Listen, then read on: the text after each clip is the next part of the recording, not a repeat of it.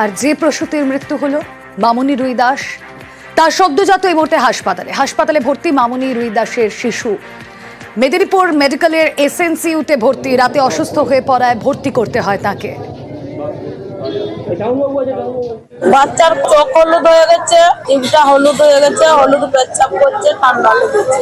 কেমন আছে বাচ্চা? বাচ্চা ডাক্তার বাবু বলছে রিপোর্ট করে বলবো। দুটো বাচ্চা আছে এখানে, মামনি রুই দাসের বাচ্চা আছে আর বেবি অফ রেখা। কেমন আছে বাচ্চারা? ওদের ব্লাড ওয়ার্ক হয়েছে, এখন একটা বোর্ড করে ট্রিটমেন্ট হচ্ছে ওদের। এবার যে খবরের কথা আপনাদের বলবো, এবার যে ছবি আপনাদের দেখাবো, সে ছবি আপনাদেরকে মনে করিয়ে দিতে পারে দশরথ মাঝির কথা। স্ত্রীর কাঁধে চেপে, এক্ষেত্রে স্ত্রীর কাঁধে চেপে হাসপাতালে স্বামী। হুইল চেয়ার না থাকার অভিযোগ। রায়গঞ্জ হাসপাতালে সিটি স্ক্যান করতে যান রোগী। পা ভেঙে যায় রায়গঞ্জের রায়পুরের বাসিন্দা। কয়েকদিন আগে রায়গঞ্জ মেডিকেলে ভর্তি করা হয়। চিকিৎসকরা সিটি স্ক্যান করতে বলেন। হুইল চেয়ার না থাকার অভিযোগ অস্বীকার এমএসভিপি।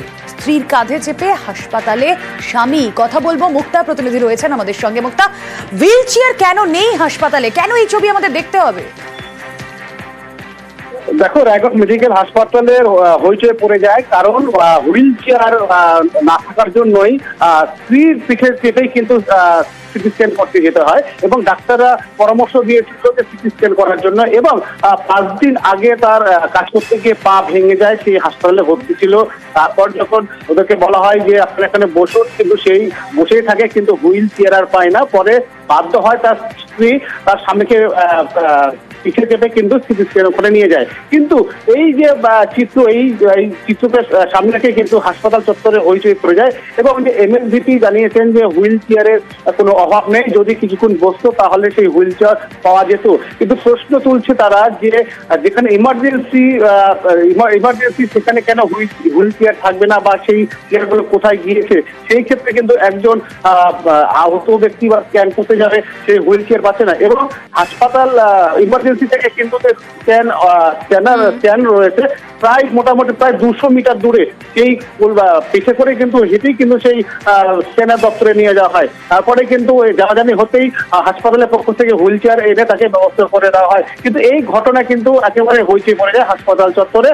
এবং যে হুইল চেয়ার এবং যে স্ট্রেচার রয়েছে এভেলেবল আছে বলেই জানিয়েছেন এমএসভিপি। বেশ, হুইল চেয়ারের ব্যবস্থা করে দিবে বলে কি বলি, আপনি ওখানে থাকেন, আমি ব্যবস্থা করে দিচ্ছি। পরে দেখছি নাই, কোনো ব্যবস্থা নাই। গেটটাতে আবার টোটোটা থাকতে দিবে না, বলছে দূরে রাখেন। তো রুগীটা নামাবো, তারপর তো টোটোটা যাবে। কোনো কথাই শুনে না। ওখানে আমি তো পড়াশোনা জানি না, কাউকে কি বলবো। তারপরে আমি বললাম তাহলে এই যখন ব্যবস্থা হচ্ছে না, তাহলে আমি ওকে পিটি করে নিয়ে যেতে করে তারপর তোমার একতলায় নিয়ে আসি। যার টাকা নাই তার দুনিয়া কেউ নাই।